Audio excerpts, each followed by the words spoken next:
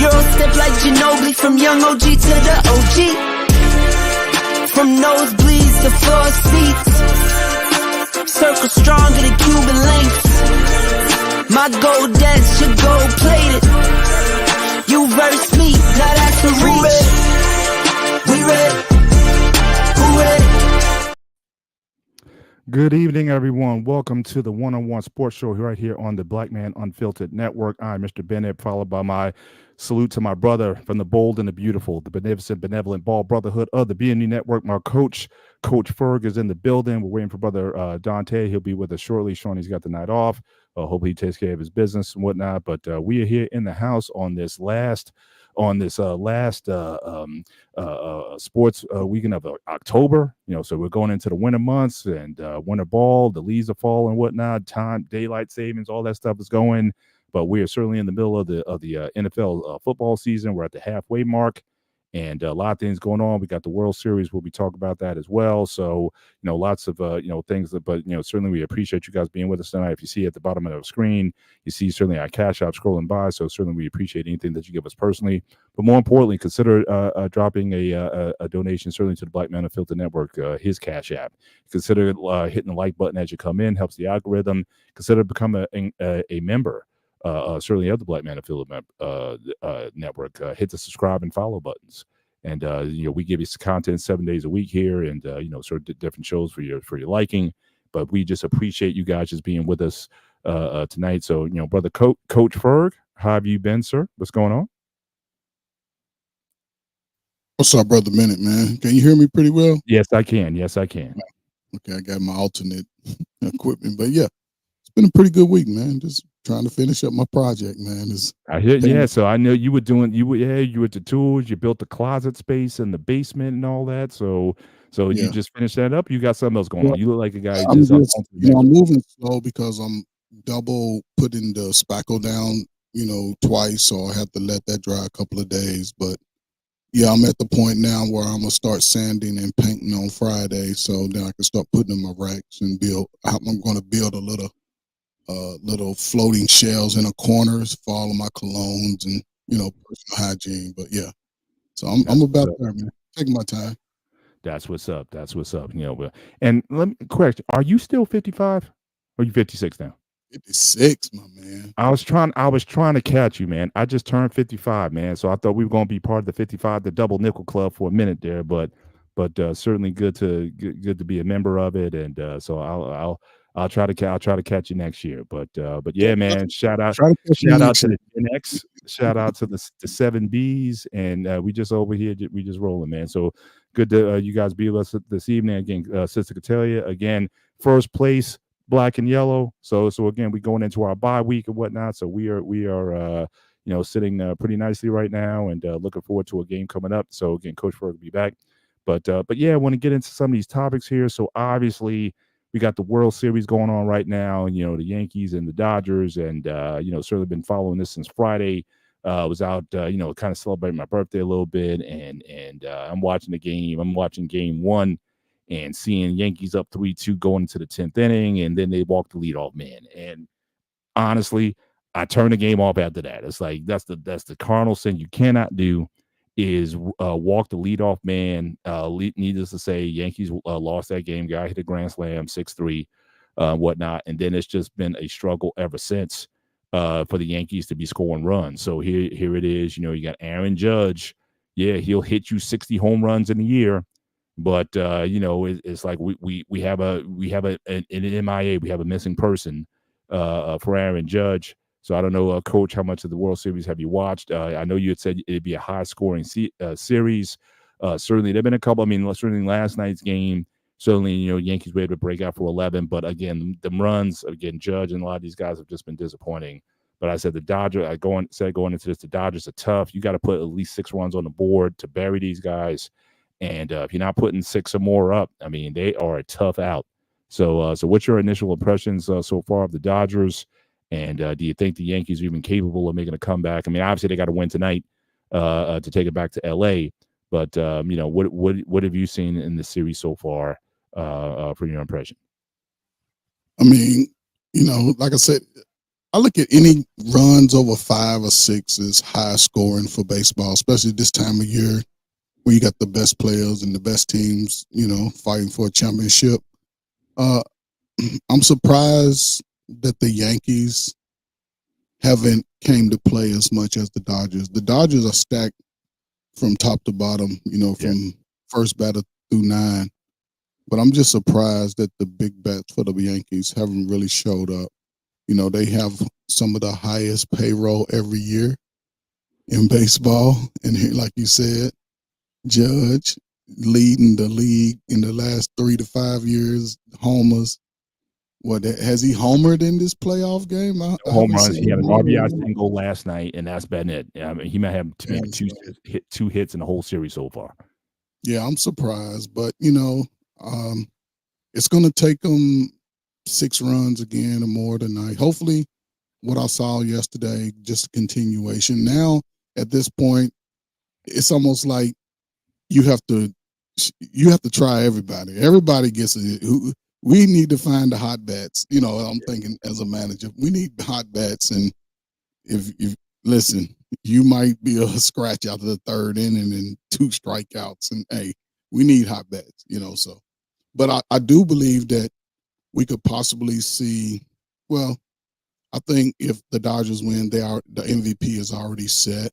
Yeah. But it would be a great feat if the Yankees come back and at least go 7 from where they are. So I don't know. Yeah, I think it would be a huge feat if they just go back. Again, you never want to lose on your home field. So if they can just take it back to LA and let those guys celebrate out there. But if they can push it to a game 7, then all bets are off. Now I think the pressure goes on the home team, and then we'll see then if they can certainly if those bats will start choking up those bats a little bit more and get a little bit tensed. So we'll see there what happens. But part of this World Series, I mean, just it shouldn't be a story, but I think we got to talk about this a little bit. So there was a controversial play last night. Now again, we've all seen in baseball history, we've all seen fan interference plays. I think there was a famous play in Chicago. I think the Chicago Cubs. This is back when the Cubs were considered cursed, and they had an opportunity, I think, to beat the Marlins or whatever. And so you had this fan interference that didn't lose the series. I think it lost the game, but not the series. But then everything just unraveled for the Cubs, and they wound up losing that series, even though they were favored to win it. But there was a fan interference play last night that I think we got some video queued up. And, Black Man, if you're back there, if someone can cue that up. And let's talk about this, because I've never seen anything like this before. And I think baseball needs to take some action on this, but this was crazy. I mean, if we got that video, we can show the fan interference play. Betts has that ball in his glove. Afraid to throw. Fly to right by Torres. Betts in the corner. Does he have room? Fights with the fan, and they're going to say that it's an out and fan interference. So an out. 1 gone in this first. He had the home run turn into a double back at Dodger Stadium. And Betts has that ball in his glove, and this fan literally tries to take his glove off. Pries the ball out of there. A for effort. Well, he won't be watching the game much longer. Wow, he might just from a TV. We're going to be watching this on the TV. He'll be watching from somewhere else. I have never seen, like I said, I've seen guys, you take your baseball cap, you kind of extend it over the field or whatever and catch a home run, and they marked it a home run when it should have been marked as a double. I've seen plays like that. I've never seen where a fan literally grabs the glove. Now, again, just the position as he's in, he could have damaged his wrist. So I'm like, I know that the guy was removed, and I read a story earlier that the guy, he is banned from the remainder of the World Series. And keep in mind, those tickets weren't cheap. I mean, I was looking at some of the prices for the series. The minimum tickets I saw was like $1,300 to get there. And I just think, baseball should, this should result in the death penalty for this fan. I know there have been situations in the past where you've had fans that have been banned, lifetime bans from games or whatnot. I think they need to lay the hammer down on that, because that was a very dangerous situation, certainly for Betts. And I'm glad he didn't engage in the fan or whatever, or take it any more than when he needed to. But what'd you think of that, man? I mean, hey man, like you said, it could have been a crazy injury. You know, yeah. I mean, it was crazy the fact that they actually wrestled the ball out of his hand. That was wild. He had it in his glove, Had his and they yeah, 2 hands ripped on the the glove glove, tried to rip it out. I mean, what Yeah, what do you that look was wild. yeah. I think at some point it's going to be netting all the way down Mhm. the foul line at some point. You know, I think they were trying to do it at one point with people getting hit, but then Yeah, they started yeah, to throw it back to the bullpens. But right. I think just because of this one bad apple, it may extend, especially in the playoffs. Yeah. It may just extend all the way down the foul line. That way, at least until the edge of the stadium seats, Right. right there. Or at So least at the home run mark at the pole, you know what I mean? You could take yeah, it all the way to the pole and then, but you still have like even if it's foul, it still has enough playing space. But I think right there, like they do at the home behind the plate dugout, it's right yeah, there where in front of the correct. That's the fans, net yeah. Yeah, along the seating. right. Just put it right there because yeah, this was wild. People Yeah, are wild. yeah. So I mean, I'm sure after all this settles down. Like I said, the guy, I don't know how much he paid for those tickets. He might at those level seats, he might have been spending $2,000-3,000 for those. One, you're not getting your money back. Number one, So, and be fortunate they don't litigate against you, whatever. But yeah, but I think baseball certainly needs to take some action. You would hate for that to happen. Certainly in again, spoil it for other fans. But again, like I said, we've seen, and ironically, I've seen quite a few. Like I said, with Yankee Stadium, like there was a home run back in '95. Don Mattingly, I think he hit a ball, and the fan just reaches his glove out. Now he doesn't necessarily interfere with the player, but he reaches his cap out and catches it. But they call it a home run when really it should have been a ground rule double in that situation. It's got to clear the fence, and he extended over the fence. Now, if you want to be like my man Dave Winfield back in the day, now he had some catches where he would scale the wall. Kirby Puckett, they would scale the wall and extend like their whole arm into the stands, into the fans, and still grab the ball and then take it out. Now, if you go and do that, then I think all bets are off. I think that certainly once that ball clears that wall, it's a fight for the ball at that point. And I don't have an issue with that. But that was certainly egregious. And again, I'm just happy, even though I'm a Yankee fan, I'm just happy that again Mookie Betts wasn't hurt because of that fan, and more importantly, I'm just happy that he didn't engage. You call it out, let the security do what they need to do to escort that person out of there. But that was certainly something that I think MLB will definitely visit in the future. And I think they'll look to make an example of that guy because he was like, and he was defiant. You saw when the guys came over, he's like, "What? I'm trying to." All the fans were trying to defend him and everything, but I think you need to make an example of that. I mean, I don't think they're gonna do anything beyond that because if it was so, they would have detained him right there, and he's gone now. So I just think they're just gonna look into it, and for the future references, they'll probably make a ruling based off any interference whatsoever. Then you could be detained and all of this charges brought up. But like you said, they actually held him up a second It's to crazy. get Yeah. so it Yeah. could have hyperextended his whole elbow and just could have been bad, man. It could have been really Then bad. you saw another guy, I think towards the end, you had another guy grab him also. So you had the main guy was trying to pull it out, and then there was a guy who was right next to him, and he put his hands on him. And that's just the other guy ripped the ball out. Like, yeah, it's like you should never, you're not as a fan. I don't care how much you pay, you could be courtside or whatever. I know there've been some cases in the NBA where you've had some fans that have been ejected like courtside seats. So you got money, but that just gives you a right to call a player anything that you want or whatever, or do you just think you're entitled to certain interactions with fans? And so I think some of these folks, I think it just need to be dealt with. That floor seat should not give you a right to certainly to touch a player. And there's again certain things that shouldn't allowed to be said to a player. And I think LeBron James had someone escorted out over some things that they were saying sitting courtside. So yeah. I mean, that was like I said, a scary moment, but hopefully, again, all the Yankees can do is try to win tonight, get it 3-2, to at least push it to a game 6 to be respectable. But again, Judge, now again, I've been a Yankee fan all my life, so I know how tough it is to play in New York City. The media market out here is pretty critical, and that fan pressure can be big. That's why you got guys like, again, Reggie Jackson. He earned the moniker Mr. October for his performance. Derek Jeter. I mean, you got some guys who are like immortals of immortals because of their ability to perform in the postseason. And but I've seen a lot of players like Dave Winfield. I talked about. I mean, the Hall of Fame player, but again, very few playoff moments. I remember that '81 season. It was him and Jackson was on the team. Now I just thought those guys would be like Ruth and Mantle. They would just go and just dominate and just destroy people.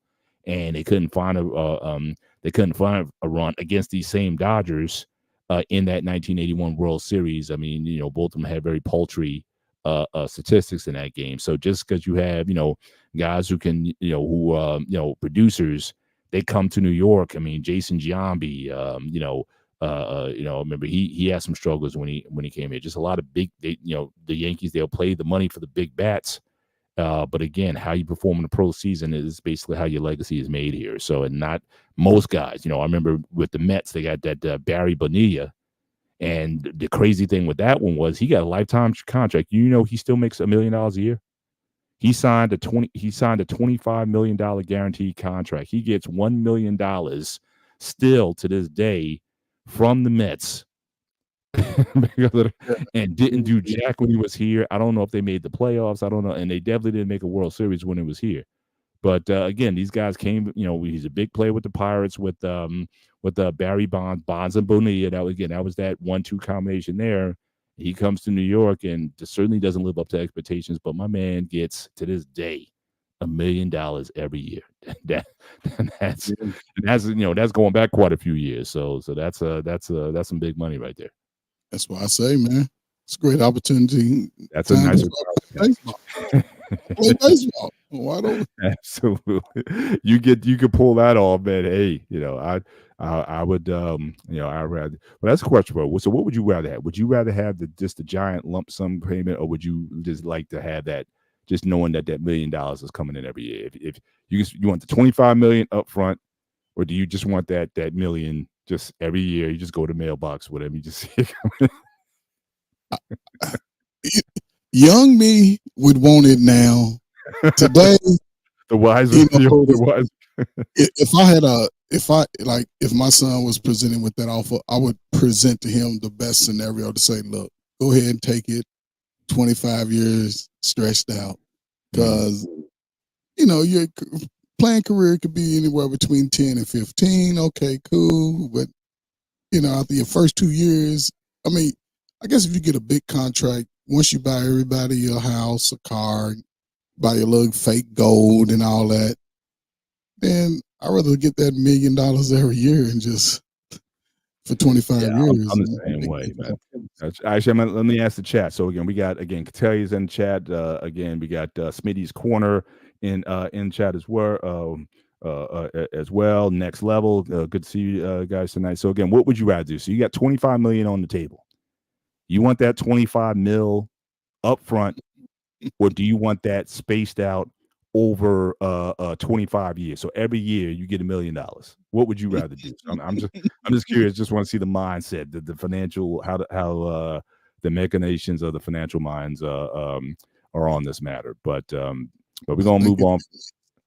Yeah, we're gonna move on from here. But again, I'll certainly be interested. We can put a poll out there. I'd rather, that'd be cool as well. But yeah, $25 million up front or $1 million a year for 25 years.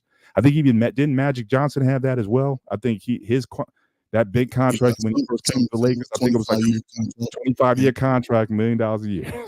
So he did pretty well. He did pretty well with that. Man owns certainly one of the wealthiest former players ever.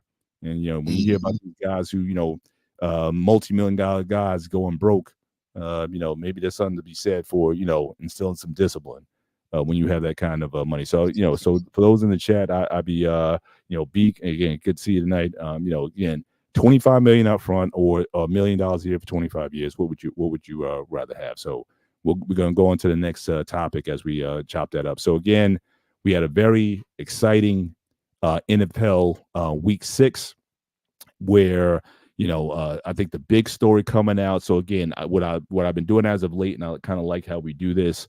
There's several topics that I took, several perspectives that I took from the NFL weekend, so we can chop it up and certainly hopefully Dante will be here. He can certainly certainly chime in as well. But obviously, you got the big story. So again, we got something's happening in Washington. We have the emergence of Jaden Daniels, who just seems to have that magic dust on him. So again, a very exciting game against the number 1 pick in Williams at Chicago. So they take it down to the wire, Hail Mary play. And I don't know what the defenders were doing or whatever. I don't know if they were playing defense or playing volleyball or something like that.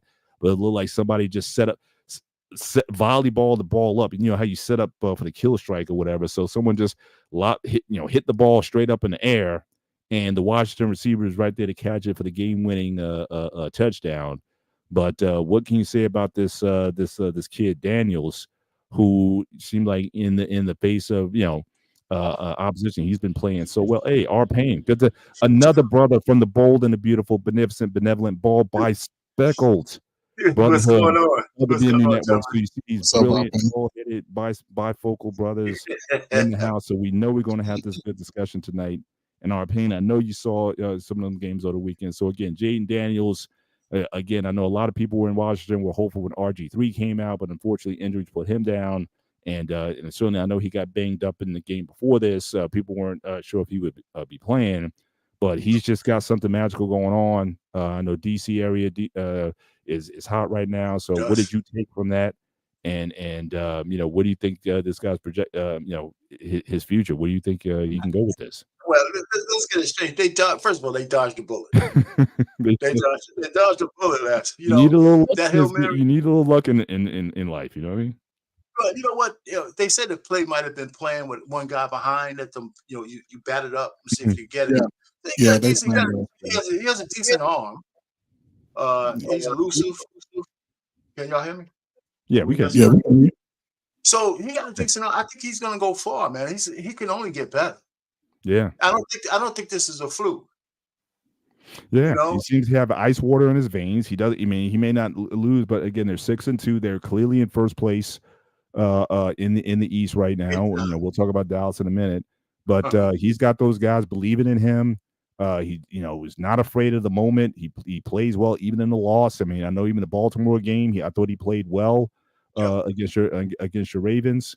But he's saying, look, I'm here. So I mean, just seeing, again, the battle of these young quarterbacks. So you got him, you got Williams, you got Caleb Williams, you got again Stroud and Love, and obviously the GOAT arguably in Kansas City. So I mean, you have all these brilliant black quarterbacks who are just changing the league, and they're becoming the face of now. My man Richardson in the Colts. That might be another story.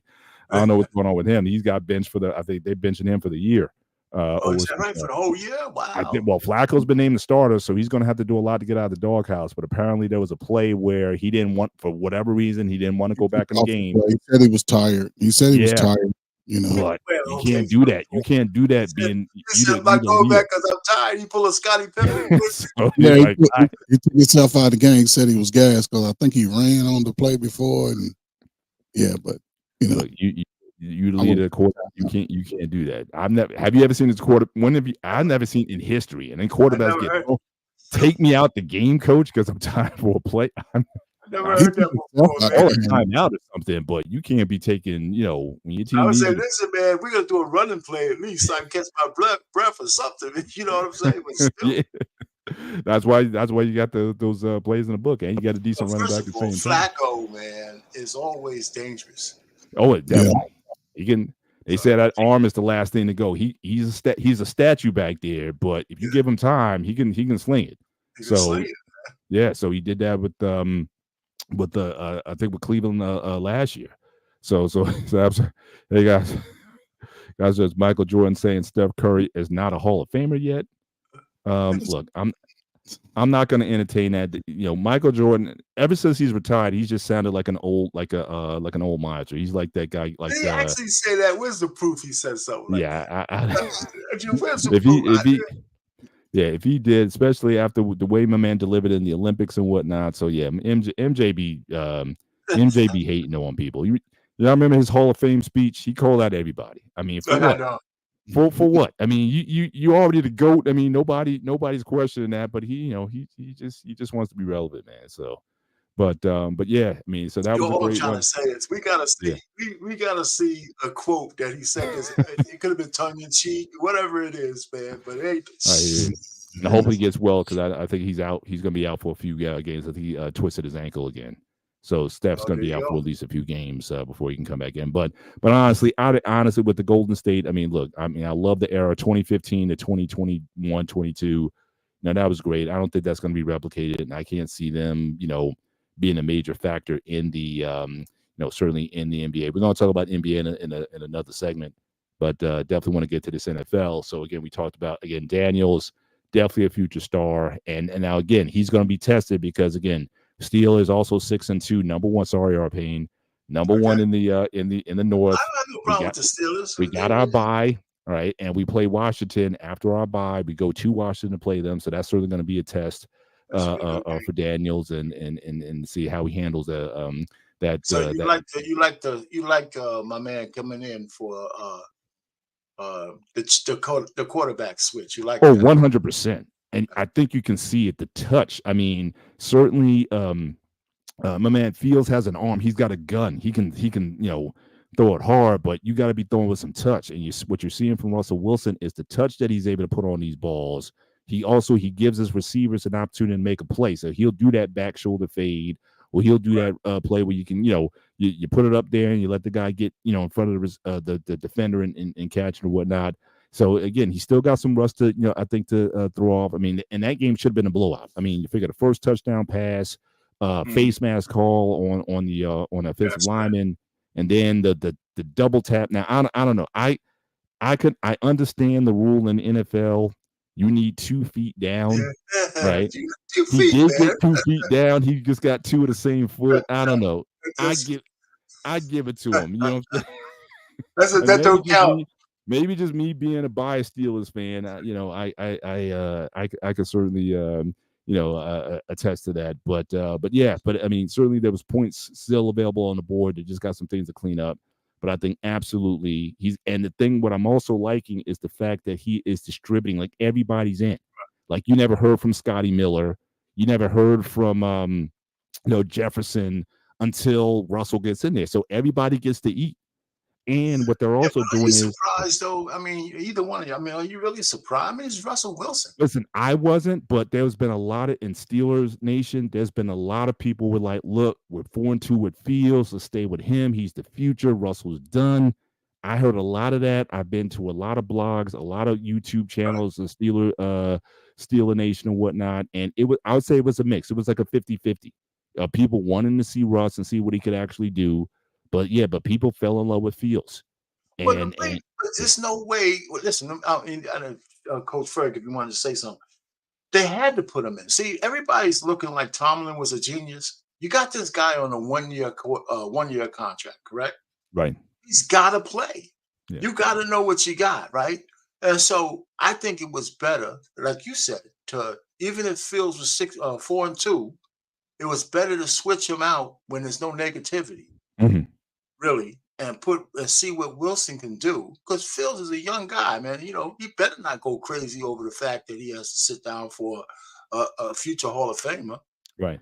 Who should have 2 Super Bowls, but let's not talk about it. Let's not talk about it. That was rough. If anything, I wouldn't even put my man in the Hall, because you can make a case that that coach was had a Hall of Fame track career. As a coach, but that one play alone should keep him out of the Hall of Fame because of that worst play call in Super Bowl history ever. Yeah, definitely. But coach, get on this. So again, we're seeing Russell, come in 2-0, and seeing like the team is clicking a little bit. So again, how are you feeling about the move, right time, or would you have stuck with Fields? How do you feel about how things are going down in Pittsburgh?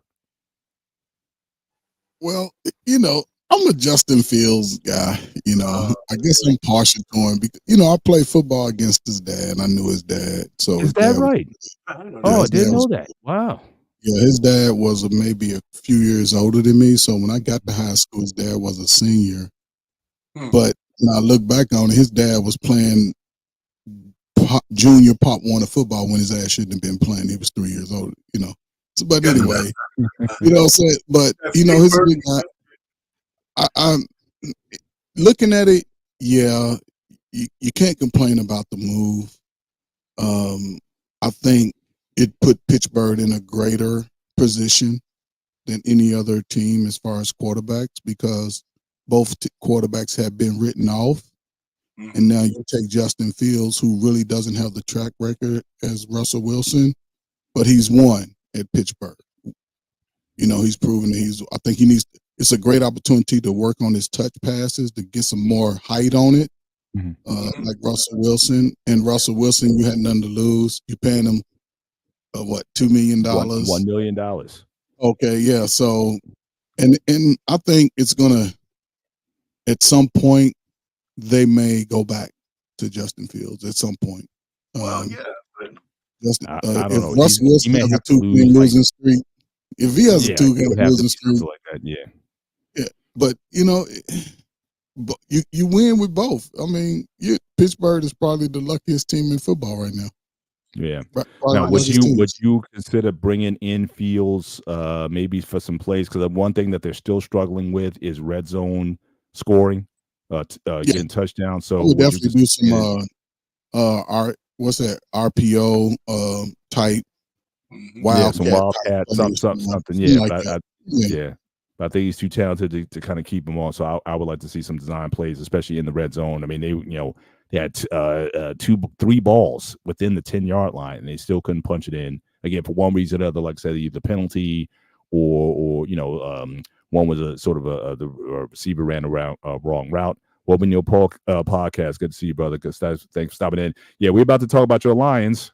The Lions that look they're feeding right now. So certainly they're looking like they're arguably the best team in the NFC right now. I know Washington. I know the Cinderella story that they're on. I know the Eagles. They're okay, but it seems like Washington and Minnesota's falling off. They've lost 2 games in a row, so everybody was hyped about them. But the Lions seem to be like they are starting to feast, even though they lost one of their top defenders, and I think Richardson.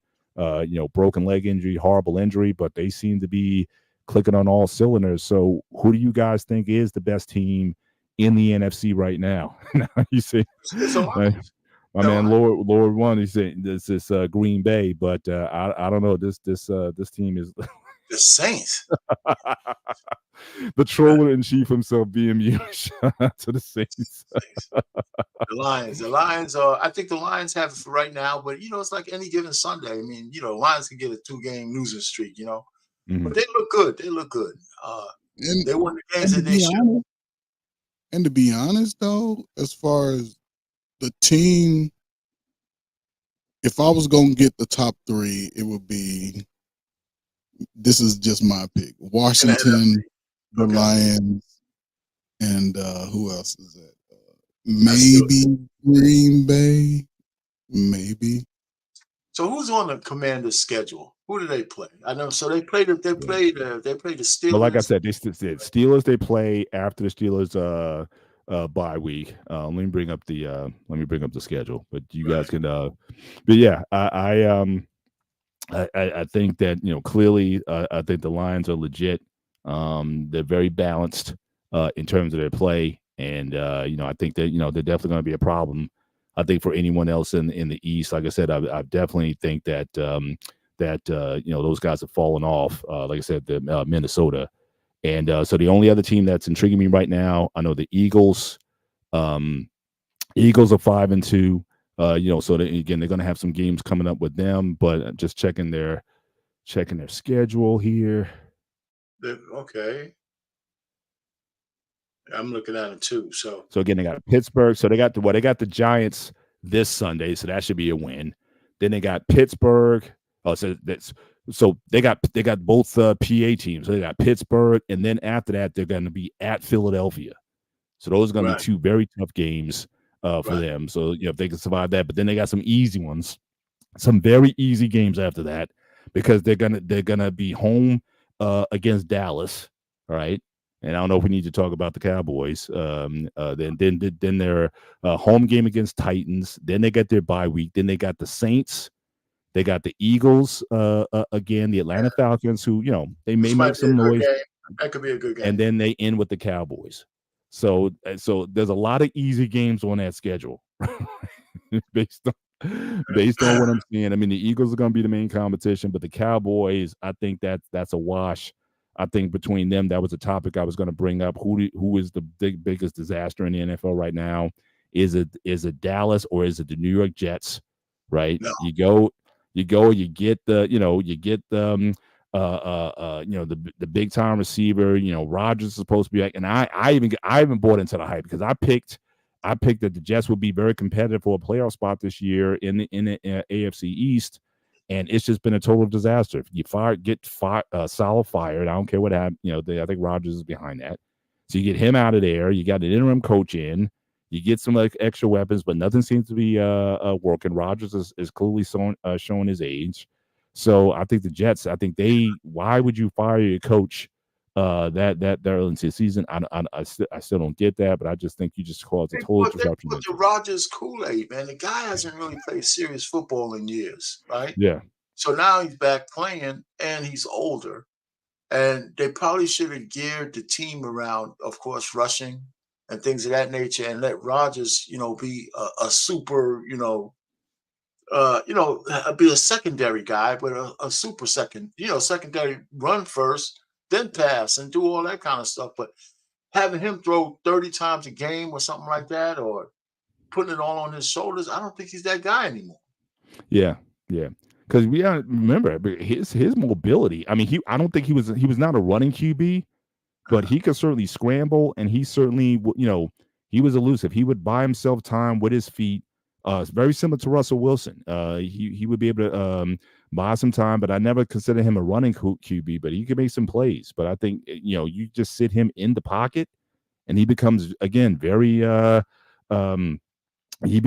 normal in that situation. But I mean, the Dallas situation, they just can't buy one. I don't think they don't have a home win this year, and that whole thing. I think at this point, you paid the big money. You paid $100 million for two players, and you're in a situation now where it may be time to have a fire sale, because I know you got Micah Parsons that I know he's hurt.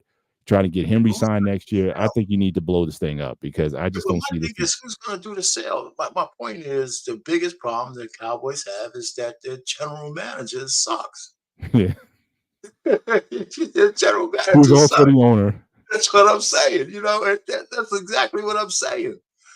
And he needs to do, who's going to tell an 80-year-old man?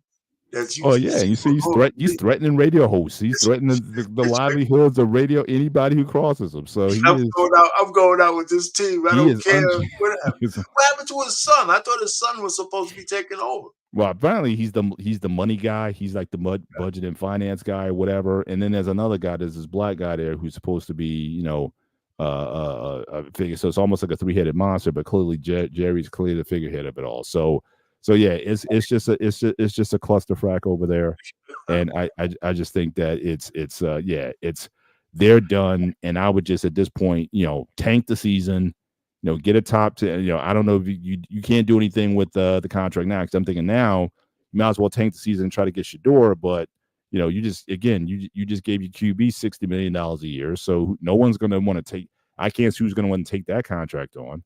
So, but you might as well tank the season at this point. I don't see what can be gained that at this point. I don't see these guys turning it around. So I think that's just. We'll see. It's still. They let some of their best linemen go though on offense, and they didn't even listen. They was a team that was primed to get a running back in the draft. They second round draft pick should have went to a running back. First, they needed a running back. They let Pollard go. You let him go after you let Ezekiel go. So you let your top two running backs go when you're out another. Now you bring back old ass Zeke. It seems like every time he try to kicked in this gear, he gets slower. He But built they a didn't long need to drive. But it's even worse now because again, you could have had Derrick Henry for $8 million. You could have. I mean, Jerry Jones and it's about he's potentially an MVP candidate. Now again, just to bring this up. Now again, he's right now, Henry. I think he's around almost 900 yards rushing. 8 games into the season.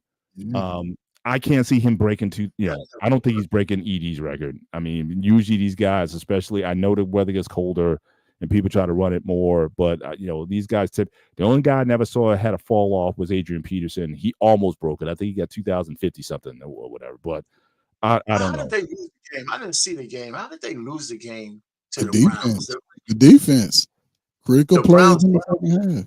Defense. There were a lot of plays, there were a lot of balls from Jameis that should have been picked off. I think the defense dropped like 5 or 6 potential interceptions from Jameis Winston.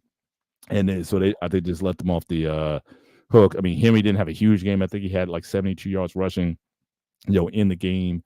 But again, still he's still and again, I know it's hard because it seems like the MVP award is generally a quarterback award.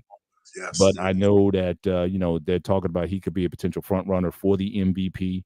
But again, I just think but Lamar's balling. I mean, he's putting up ridiculous numbers also. So I mean, I can't see they're not going to take it from Lamar to give it to him, especially if they wind up winning the division or going deeper to the playoffs. So I just think that that's going to be a they didn't play Pittsburgh yet, did they? No. All the games it's interesting. All these games with the AFC North, all the games are scheduled in the second half. So again, we go to Washington after our bye week, then we play Baltimore at home, at Cleveland, at Cincinnati, home against Cleveland. Then we play Philly, then at Baltimore. The Chiefs come our way, and then we finish at home against the Bengals. So that's going to be a tough second half, which is why I'm glad that we were able to get to 6-2 at the first half of the season, and now it seems like now that we're sort of settled in at QB. Will they make a move at the trade deadline to try to get another bona fide receiver? But the way Russell is distributing his ball around, and he hasn't even utilized his tight ends degree, I don't know if you need to go out and pay.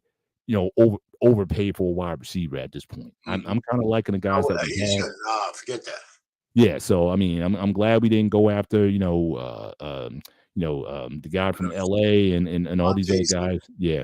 Now they say Deontay Johnson got traded to Baltimore, so you guys are getting a bevy of rich. But we'll see. We'll see if he makes a difference or not. Hopefully he'll be the mole that ends Baltimore. So that's what I'm hoping on. That he's still got some loyalty to the black and yellow. The mole that that's right. So I'm hoping he can do that. But moving on to our last NFL story, and they're still undefeated. Kansas City. Now again, as much as I'm a Steelers fan, I picked at the beginning of the season. I got Kansas City 3-peating until you beat them. Now again, they looked ugly in every game. They just got the veteran wide receiver from I think he came from the Titans, I think. He came from Hopkins. Yeah. With the Titans. So they just got him. So just when you think they're on fumes with the wide receivers and whatnot, plus you also see what's happening in the another thing that happened was I think with the Texans, they lost Diggs. I think the wide receiver, he's out for the year. So just like when you think there'd be some advantages to beating them or whatnot, here they go again. They win ugly, but they're winning. That's right. And my thing is, until you beat the man, like Ric Flair says, to beat a man, you got to beat the man. And with Mahomes, I don't put it past, and he doesn't even have to play well there. I know that defense is pretty stout there, but Mahomes, he's going to turn it on at some point in time. So I know the Chiefs. Who do they play coming? Check their schedule. So they play Tampa. Tampa Bay is coming in. next week. Then they got Denver, who's actually pretty good. Shout out to Denver. I thought they were going to be a disaster this year, and they won like 5 in a row. So they're playing very well right now. But then they got at Buffalo. Carolina's an easy win. Vegas should win. Chargers. So really, the only other teams they got Houston towards the end of the season. Then they got Pittsburgh. They come to Pittsburgh to play. They may give them a challenge, but I don't see anybody knocking them out. I'm not saying that they're going to go undefeated, but they're going to be very formidable, and I can't see them not getting the number 1 seed in the AFC. And if that be the case, now Black Man asked a question earlier: can Russell Wilson beat Patrick Mahomes in Kansas City? I don't think so. No. So again, that game certainly could be pivotal when they do play. I think that's Christmas. That's a Christmas game. Yeah, Christmas Day they play them in Pittsburgh. That could be a pivotal game, especially if Steelers handle their business. But it's not likely. But you know what? You never. Well, here's the thing: when people ask that kind of question in football, you can never say no, because any given Sunday it applies to every game. Yeah, it really does, man. It just really does. So it's not likely, especially if Kansas City wants to actually achieve something that they haven't done before, win with no losses. But, they could be like resting people if that's the last game of the season, because it could be like 3 or 4 games up and all that stuff. Yeah. I hate the vibe. Well, again, if Pittsburgh is going to be legit, then I think they need to, because again, it could wind down to them playing for number 1 seed Christmas Day. So really, I think a lot of it's going to be how the schedule goes. Obviously, they're not going to be missing players. You just read off Pittsburgh's schedule. Lifetime. Lamar is 2-4 against the Steelers, and I think we're like 8-2 over the last 10 games over Baltimore, whether he played or not. So I'm very optimistic there. I think we swept, if I'm not mistaken, we actually swept the AFC North last year. I don't think Cleveland's going to be a problem. So the only other team is Cincinnati. I don't think they're going anywhere. That was a bad loss that they had last week. So really, it's going to be us in Baltimore vying for it. And we play those games are dirty, they're tight, they're not blowouts. So it could go, and it could go either way. I'm just saying, over the last 4 or 5 seasons, the Steelers have had the advantage, and they know how to contain Lamar Jackson. So again, if that game comes down to potential number 1 seed, then I think all bets are off. And I think it's going to be, at that time, we'll see if, in fact, Russell, if he can beat Kansas City in that game, then I think that's going to create a lot of optimism, regardless of where the game is, whether it be in Kansas City or not. I think that's going to be a competitive contest. So definitely looking forward to that.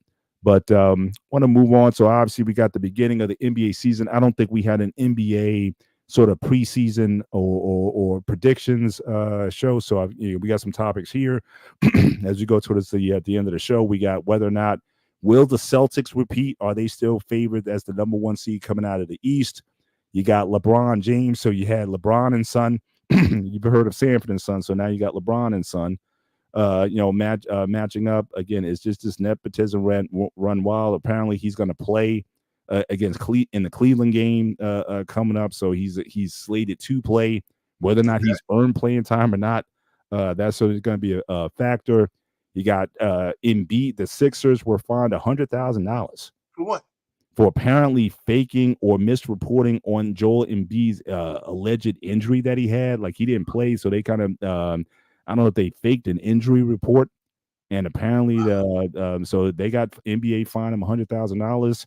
And then, of course, we have the story that just keeps on giving. Ben Simmons with the Nets.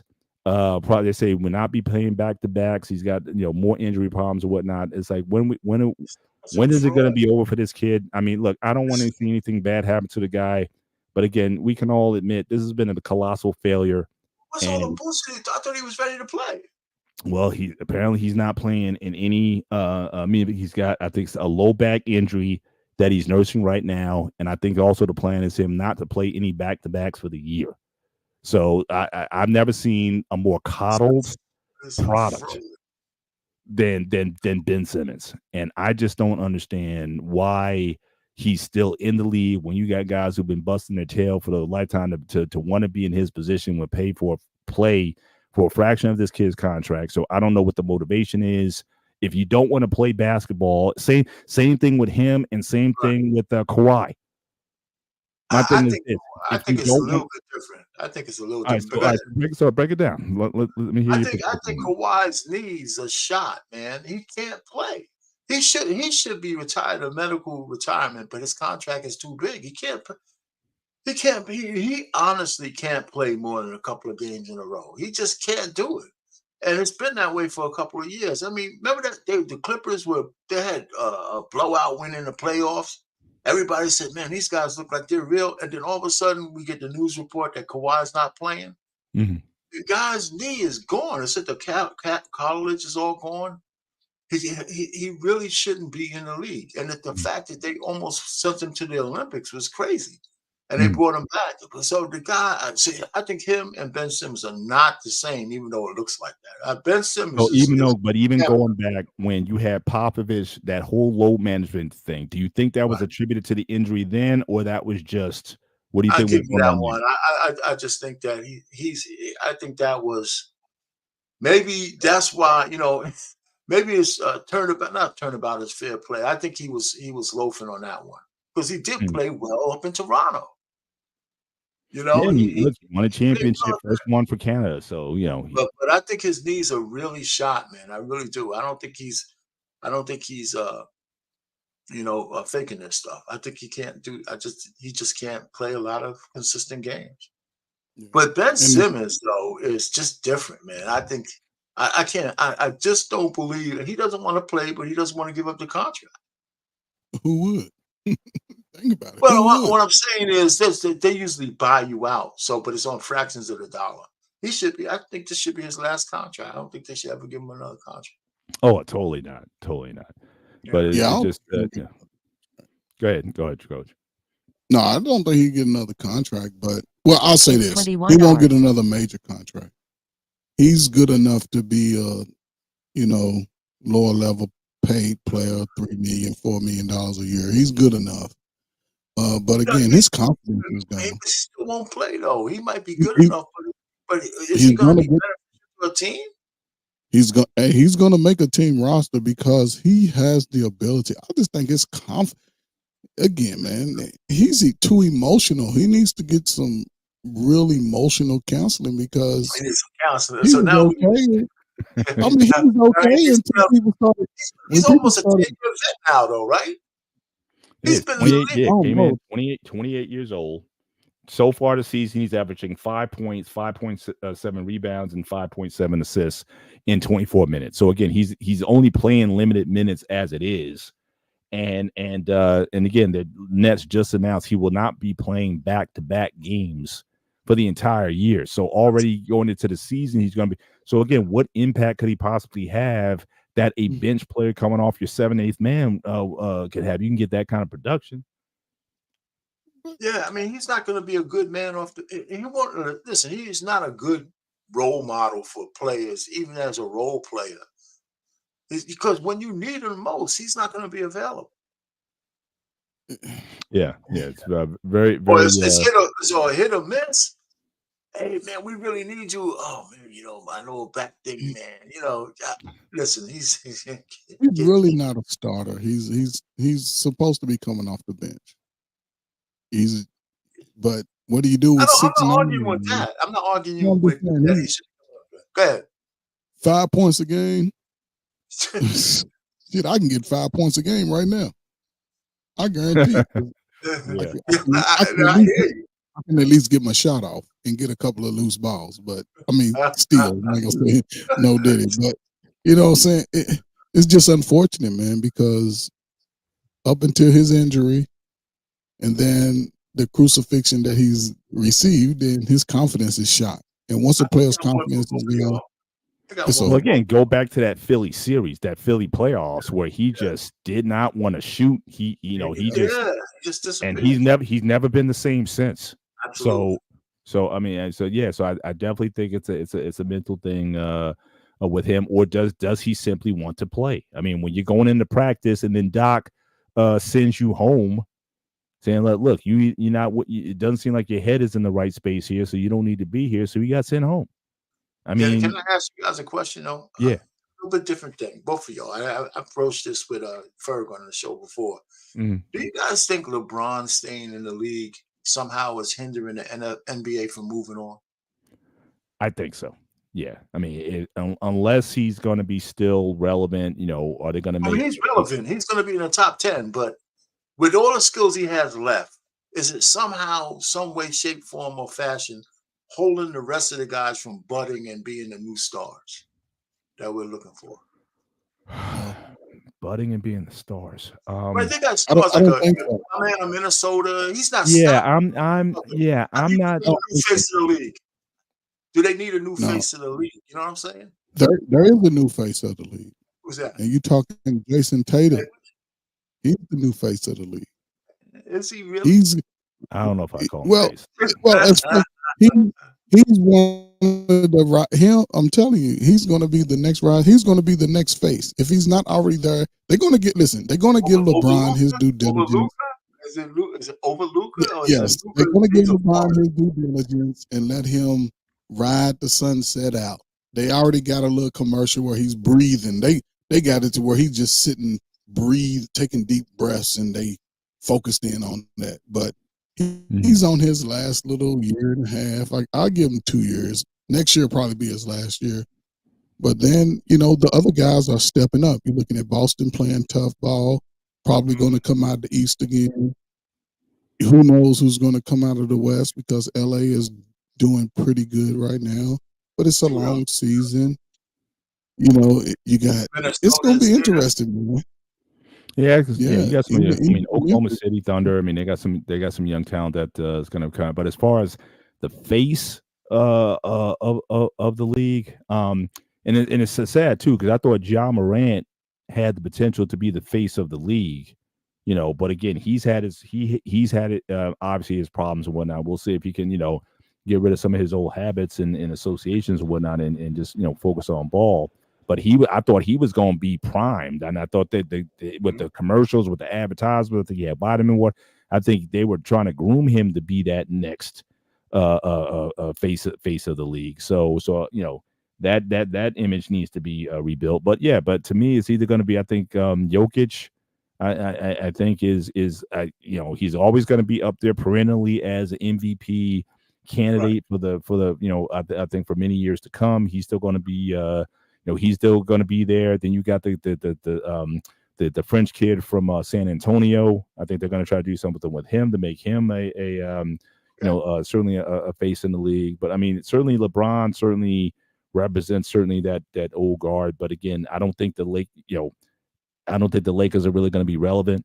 Certainly in the playoff picture. So I think certainly that role is going to be greatly diminished. So I think the new and emerging stars, I think, will certainly arise.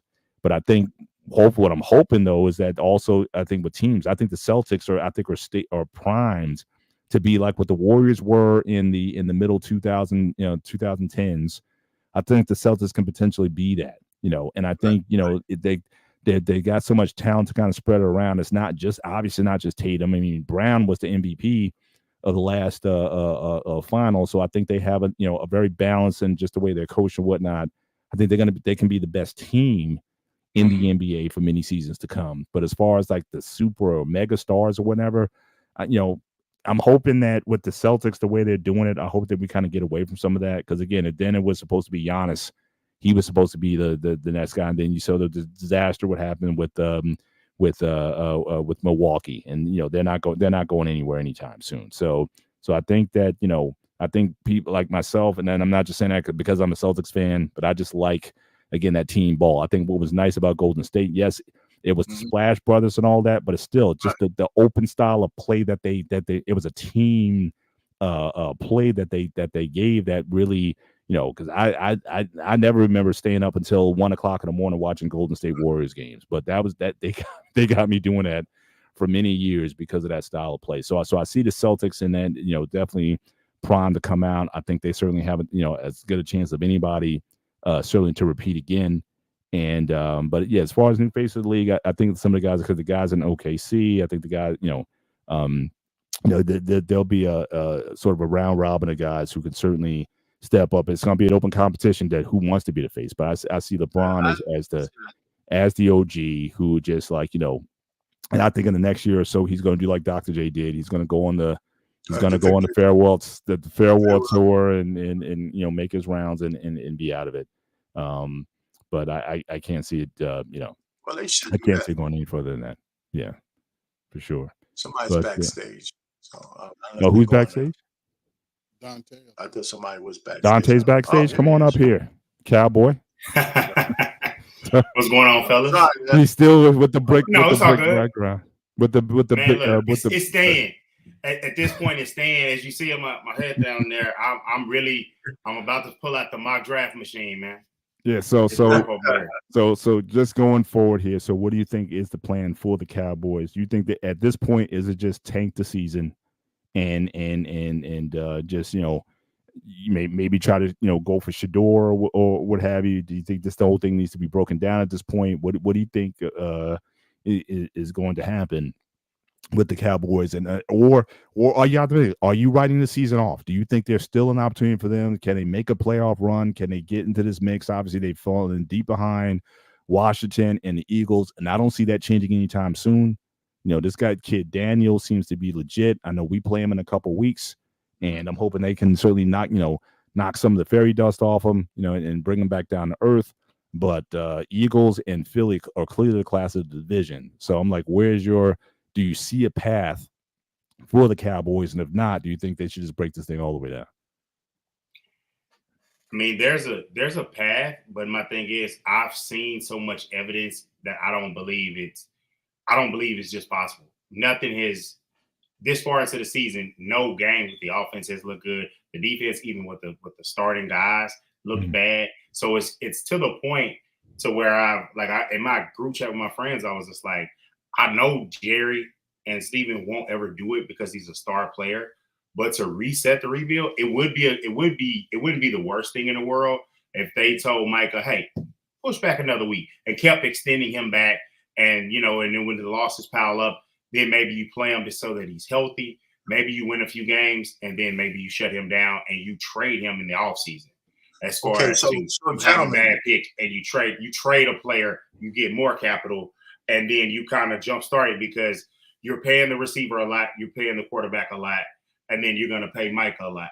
And then there's other guys that are going to come and need paydays. So that's the decisions that the front office has to make. But the only way I think things like that truly start to happen, where they evaluate where we need to make changes. I know it happened in 2020. The Cowboys and 49ers got flexed on a Sunday night spot because both teams were bad. And that really grinds Jerry's gears. If they start to flex out of those games and the losses pile up, the tension is already high. You see Trayvon Diggs getting into it with a reporter after a game, which is inexcusable. But it's like it could get that bad. Like, I want to say they were giving a breakdown and they were like, hey, do you think the Cowboys will win 8 games? And they were like, hey, what 5 wins do you see? And from the team that I've seen, I don't know if other than Carolina is on the schedule, other than Carolina and other than the Giants, those are the 2 you would say, hey, those are locks. Everybody else, you probably would say, if you look at it in Vegas, they're probably not favored. So that's how bad it is. They should really look into that. That's not Jerry's thing. I think he's more of an organic tanker, like someone's hurt. But right now, like, he's put together a product that's so poor that you know, no depth. Like, we got guys that are literally need to be on the practice squad and only called up once or twice. Those are starting guys for you. Guys that were street free agents that didn't get picked up in main free agency during April and March, just playing for you. So it's pretty bad. I don't think that's an exaggeration. So Dante, I hear you talking, right? With all the plans, right? If Jerry Jones is still making the decisions, right? How are they going to possibly get better? I mean, you know, the team is the way he wanted it to be right now. So even if they rebuild, is there any faith that he's going to rebuild something better than you got right now? The only way that I see a path to getting better is, like Mr. Bennett was saying, was to lose a lot of games. And if you have a draft pick high enough that people want a quarterback, because obviously what people don't realize about DAC extensions, it doesn't kick in until next year. So you're locked into him for 5 years. So do you want to look like Atlanta, who, hey, Kirk Cousins got it going, and now you got this cheap quarterback just sitting there, sitting on his hands. Now, if Kirk gets hurt, hey, you got him going, but you wouldn't take another quarterback that high, so you trade down a little bit and you get some pieces you need, because Lord knows they are a draft and develop front office, and they haven't drafted well in some key places. Like Mozzie Smith, I know y'all saw the game where it said, hey, say what you want about Pro Football Focus, but if somebody is ranking you 119th out of 119 people, you're really not good, and there's a chance in 2 years you may not be in the league. That's somebody that they didn't want to give up on. If you are a team that they normally draft well, if you draft bad, look at the free agency dollars other teams spend. They're normally spending money because they let that free agent walk, so they have the money to spend. Now the Cowboys are getting to the position where our draft picks need to hit because we paying big money guys, and now that's where you get cluster F like they are right now, where you're paying big guys, you got other guys failing. Jerry will be forced to draft better if they have the pick. My thing is, they're not going to be big players in free agency. I just don't believe it. The only place that you can improve the team is coaching, which he's 100% in control of, and the draft. They have to double down and draft better and get guys. Like they've hit on some guys, but it hasn't been as much as it has been. And when you put it on, you team build only on one thing, you get seasons like this. Who picks the draft picks? So who picks the players? Is it Jerry? Will McClay.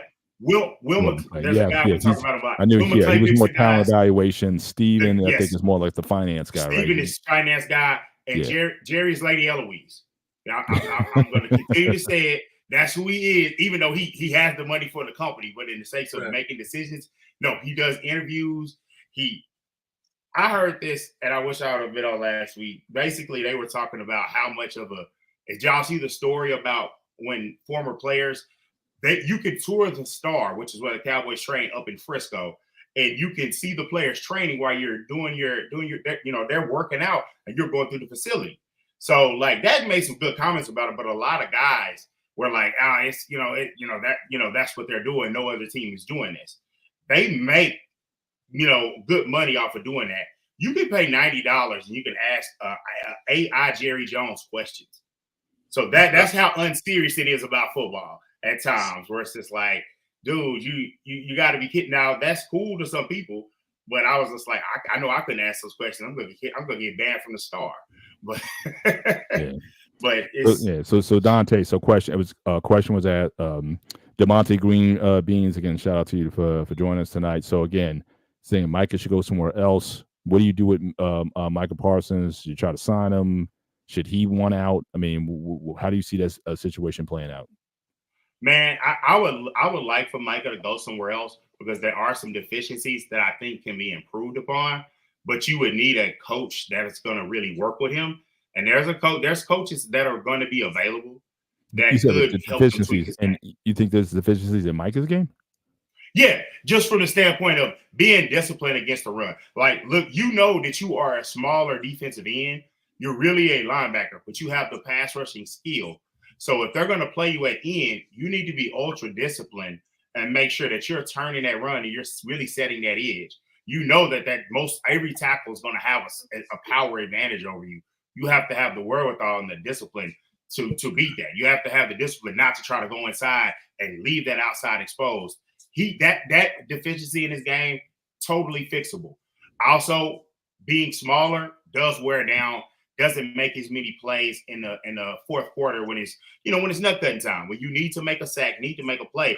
He doesn't always make it. That's something he can improve on. The biggest thing is knowing that you can talk the leadership talk, but at this point in his career, bro, you're just the most talented player we have. Just go over there and just show up and play defense. Not showing up like you don't. I'm a big proponent. Players don't have to show up in the offseason. You don't have to, because that's completely voluntary.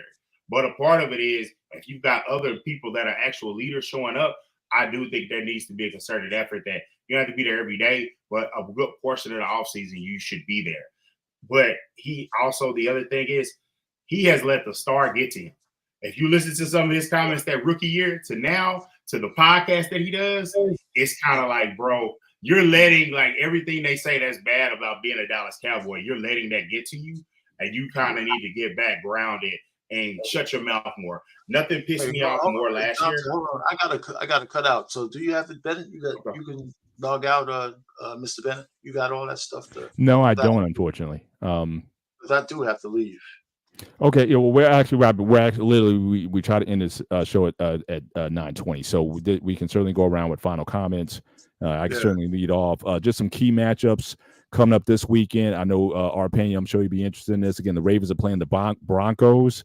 That's not, again, the Broncos are hot right now. They're playing very well, so that I don't think that's a gimme game. And then also look for, again, the Lions are playing the Packers. So again, so that's certainly going to be certainly a beat 'em up game in the NFC North. So those are two games we're going to be interested in. And finally, Yankees are up 5-0. Aaron Judge finally hit a home run tonight. So Aaron Judge got him on the board. So, at least doesn't look like we may get swept unless there's a huge comeback. Doesn't look like we're going to get swept in New York. So that's a good feeling. And, so we'll take it back to LA and see what happens. But, Coach, well, actually just go to Dante and then we'll have Coach close this out. Man, I gotta give myself some props here. I didn't see him looking this good, but I said that, hey, I felt that Coach Prime was going to have the Colorado Buffaloes bowl eligible. I thought it was going to take a little bit longer. They actually look really good. I want to say shout out to Warren Sapp for making the defensive line look good, getting after the quarterback, got to build in the trenches. Offensive line is done better. They are in contention for the Big 12 title. They need some stuff to fall their way, but they could absolutely win every game left on their schedule. So props to Coach Brown. Coach? Hey, man, listen, man, we set our time back on Sunday, so set the time back before you go to bed. Again, this is the middle of football season. The weather will determine who's the best teams in the NFL. Basketball is just beginning. Baseball is coming to an end. Look like we're going to have a longer series. Salute to baseball. So, ladies and gentlemen, you got quite a few sports that you can get your children into. So don't be lazy for them. Get outside. Let them get involved in some of these sports, man. It can be life-changing. Sports is similar to life, man. A lot of adversity, a lot of things to overcome, but it also gives you confidence to compete against your peers. So it's a great time, man. Salute to all the sports fans, man. Hey, man, listen, get in shape, everybody, man. Brothers, get your checkups, man. Don't be afraid. Get your checkups, man. We need y'all here. Your family needs you here, man. Other than that, man, get ready for Halloween. Some of y'all ugly people already got your mask on, but that's okay. Wear it proudly all year round. And I ain't talking about your costumes. I'm talking about when you look at yourself in the mirror, man. So salute, man. Y'all be safe. All right, our pain's on you, sir. You didn't show now. If you got something to say before you close out, but again, thank you for hopping on with us. It's always cool, man, to pop up here. Nothing much. I mean, I'm glad to hear the Yankees trying to do something. Is it a 2-3-2? That's what they played. 2-3-2, right? So they lost. They were down 0-3, and it's looks like they're gonna win this game. Take it back to LA for Game 6. So yeah, well, that's cool. All right, well, let's see let's see if they can actually erase that Boston fiasco. If they do that, I think all will be forgiven. Then I think people will get it. So if I gotta log out, I'll do the intro and we'll the outro. Then it'll be automatic. So I guess I'll just play it. All right. Hey, listen to the chat. You want to say something? Your parting shots to the chat? Hey, chat was hanging out, Mr. Bennett. Well, again, we certainly appreciate certainly all of you for being part of the chat tonight. And certainly again, as a reminder, again, just make sure as you come in or as you leave, just make sure you hit the like button as you leave. Again, consider dropping a Cash App certainly to support the BMU network. But again, we're always glad that you guys have joined us, and so we're looking forward to another week next time. And until that time, you guys be safe, take care, and God bless. It's going down like a rodeo. It's going down like I told you so. It's going down like a rodeo. It's going down like I told you so. I hope you're all here for the ride. Come inside, cause it's going down tonight. Only here for one night, no lies, come and saddle up a ride. Need a yeehaw, hard yee. Here for one night and we just wanna party. In a fast car, a Ferrari. It's a push start, I don't need a car key. It's out on Broadway, and it's gnarly. On a late night, but I'm not tardy. Right on time for the parties and Barbies. Strolling with a chunk of green like a dog sweet. Hey, hey, hey, hey. Bottles on ice, mess around these skates. Hey, hey, hey. If I gotta say it twice, then I got nothing to say. It's going down like a rodeo. It's going down like I told you so. It's going down like a rodeo. It's going down like I told you so. I hope you're all here for the ride. Come inside, cause it's going down tonight. Only here for one night, no lies. Come and saddle up a ride. Come and kiss me up, it's going down. Like a train with no brakes, I'm not slowing down. See us showing up, we're showing out. But I pack it in till they kick us out. I'm no nailing them, I'm a lunatic. It's no telling when I get loose a bit. Got my babe, my boo.